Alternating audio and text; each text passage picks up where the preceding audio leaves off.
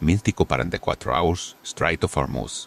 February 3/13, they use Carroll and Millen. Ford, the world's largest aircraft carrier, cuts through glassy Persian Gulf waters at 22 knots. Air Massive electromagnetic catapults silent beneath the pre-dawn darkness. 75 combat aircraft rest on air deck, crews conducting routine pre-flight checks in the amber glow of deck lighting. Then the southern horizon erupts with fire. Other contacts multiply across every screen in the carrier strike group. The Anspy says air search radar aboard US Arleigh Burke detects them first 43 inbound small craft accelerating from Iranian territorial waters at 28 knots. Range 27 nautical miles. Closure rate catastrophic. Within seconds, thermal imaging confirms what tactical officers feared most.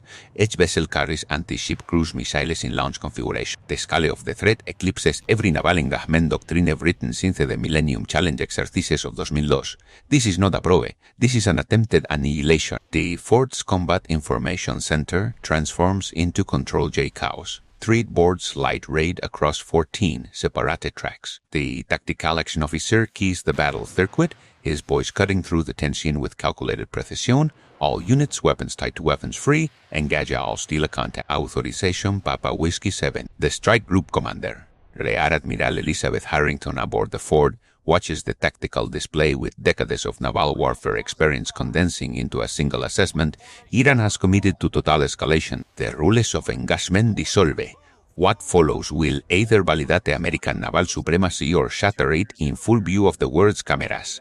At 05:27 hours, the first defensive measures activate. 4 Faraday 18 Super Hornets, already airborne on combat air patrol 40 miles northeast of the carrier, recibe target data through Secure Link 16 data links. Terapeye T-70OV active electronically scan array radars. Lock onto the lead Iranian craft. Weapons officers arma Mi-65 Maverick missiles, laser-guided munitions designed to vaporize small boats with surgical efficiency. The lead pilot, Calcine Hammer Mia-1, achieves weapons solution a 18 nautical miles. Hammer flight rifle. 4 Mavericks drop from wing pylons, motors igniting in brilliant white contrails against the purple dawn. Flight time, 47 seconds at 85 hours the missiles impact. The lead Iranian boat disintegrate sin fue el aire explosión that registers on seismic monitors 120 miles away. 3 more boats erupt in rapid succession, flaming debris arcing across the water in parabolic trajectories. But 43 boats have become 39. The mathematics of the engagement remain catastrophic. The Ford strike group has seconds, not minutes. US Arleigh Burke and US Wayne A. Meyer Arleigh Burke class destroyers positioned in defensive picket formation, unleash their primary offensive systems.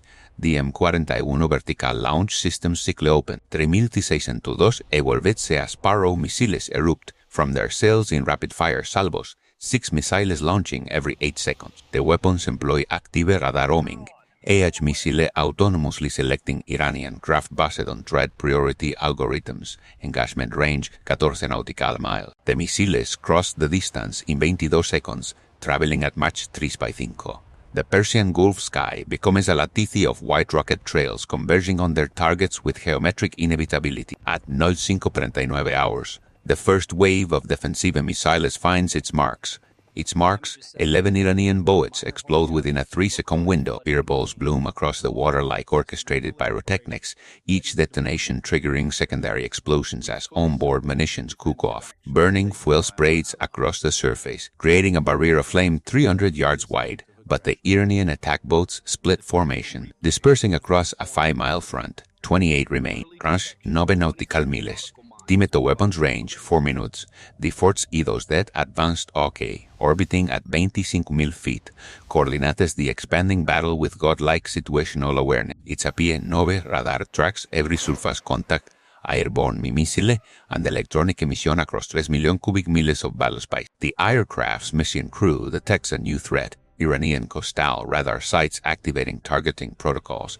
Intelligence analysis indicates preparation for land-based anti-ship missile launches. The Hawkeye transmits encrypted warnings. The battlefield expands beyond the immediate surface threat into a multi-domain engagement spanning sea, air, and electromagnetic spectrums. At 05:42 hours, the Ford launches its full strike package. ATF-18 Super Hornets catapult from the electromagnetic launch system at 2-second intervals, 8 aircraft accelerating from 0 to 16.5 miles per hour in under 3 seconds. The pilots experience 3 Volvo horses, their body is pressed into ejection seats as the aircraft claw for altitude. Within 90 seconds, the strike package forms up a Rojo feet, weapons armed, targeting data streaming into cockpit displays. Their mission: obliterate every remaining surface contact before Iranian boats reach cruise missile launch range. Failure is not a tactical setback. Failure means the Ford takes hits. The Super Hornets divide into hunter-killer pairs. Each team assignated sectors of the battle space. At 9:45 they begin their attack runs, descending to 400 feet above the water at 5.2 knots. The pilots adquiere visual contact with the Iranian boats, wide wakes visible against dark water. AGMA 65 Mavericks and AGMA 84 Harpoon missiles launch in coordinated salvos. The weapons impact with overlapping timing, each explosion triggering the next in a cascading wave of destruction. 14 Iranian boats disappear in a 45-second period. The remaining 14 scatter, some are reversing course toward Iranian waters, others accelerating directly at the fort in apparent suicide runs. At 5:46 hours, the U-Swain E. Meyer deploys its closing weapons system.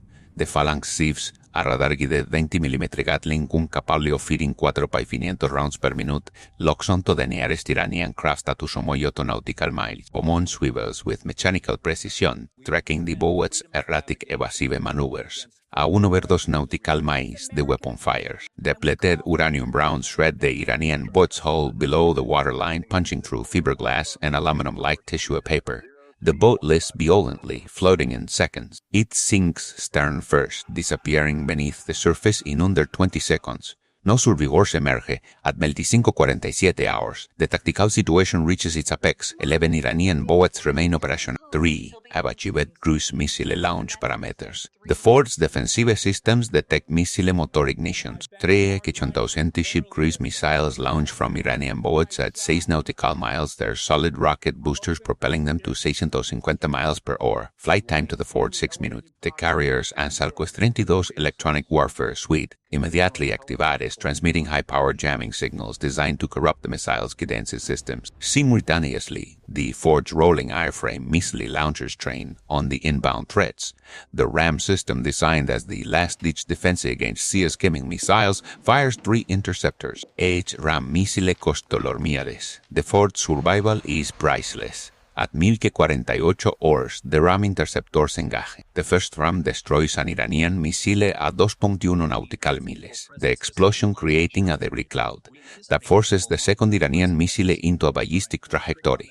Third's skyward guidance systems disrupted, then plunges into the sea 800 yards from the fort. The third Iranian missile maintains its course, skimming 15 feet above the water at 0 km quit match. The Ford's second RAM interceptor achieves kinetic kill at 1006 nautical miles. Fragments from the destroyed missile rain across the water, several pieces impacting the Ford's hull below the waterline. Damage control teams report minor flooding in Abaya's tank. No casualties, no mission degradation. The final 8 Iranian boats in the next 90 seconds. 63 Hawk helicopters, armed with AGMA 14 Fury Hellfire missiles and Mark 54 torpedoes, engage the scattered craft from multiple vectors. The Hellfires, laser-guided with pinpoint accuracy, strike with surgical lethality. Each missile transforms an Iranian boat into shrapnel and vapor. Boats attempt to surrender. Crews waving white fabric. The rules of engagement, revised 102 hours earlier under direct presidential authorization, permit no quarter for vessels that initiated hostile action. The Sea Hawks completed their engagement at 15:21 hours, 17 minutes after initial contact.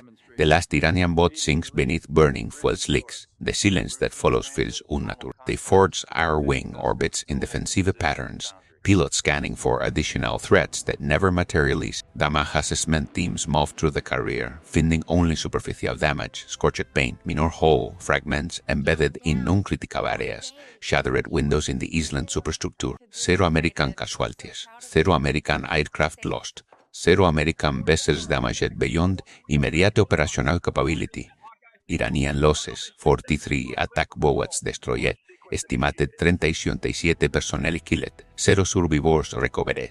The asymmetry of the engagement defies historical naval combat ratios. At 06 hours, 41 minutes after initial contact, Rear Admiral Arrington transmits air action report through encrypted channels to USAN Central Command in Tampa, Florida. The report's conclusions are stark. Iran executed a coordinated naval strike designed to inflict catastrophic damage on American carrier operations in the Persian Gulf. American integrated air defense, enabled by decades of technological investment and tactical doctrine refinement, achieved near total defensive success. The engagement validates every controversial defense budget allocation since the Cold War's conclusion. Critics who questioned the Ford-class carrier's $13 billion price tag now confront empirical evidence. The ship's electromagnetic catapults, advanced radar systems, and expanded aviation fuel capacity enabled the rapid defensive response that prevented potential disaster. Tracking the boat's erratic evasive maneuvers. A 1 over 2 nautical miles, the weapon fires. Depleted uranium rounds shred the Iranian boat's hull below the waterline, punching through fiberglass and aluminum-like tissue paper. The boat lifts violently, floating in seconds. It sinks stern first, disappearing beneath the surface in under 20 seconds. No survivors emerge at 25:47 hours. The tactical situation reaches its apex. 11 Iranian boats remain operational. 3 have achieved cruise missile launch parameters. The Ford's defensive systems detect missile motor ignitions. 3 que anti-ship cruise missiles launch from Iranian boats at 6 nautical miles, their solid rocket boosters propelling them to 650 miles per hour. Flight time to the Ford 6 minutes. The carrier's ANSALCOS 32 electronic warfare suite immediately activated, transmitting high-power jamming signals designed to corrupt the missile's guidance systems. Simultaneously, the Ford's rolling airframe missile launchers train on the inbound threats. The RAM system, designed as the last-ditch defense against sea-skimming missiles, fires 3 interceptors. RAM missile Costolormiades. The Ford's survival is priceless. At 1048 hours, the RAM interceptors engage.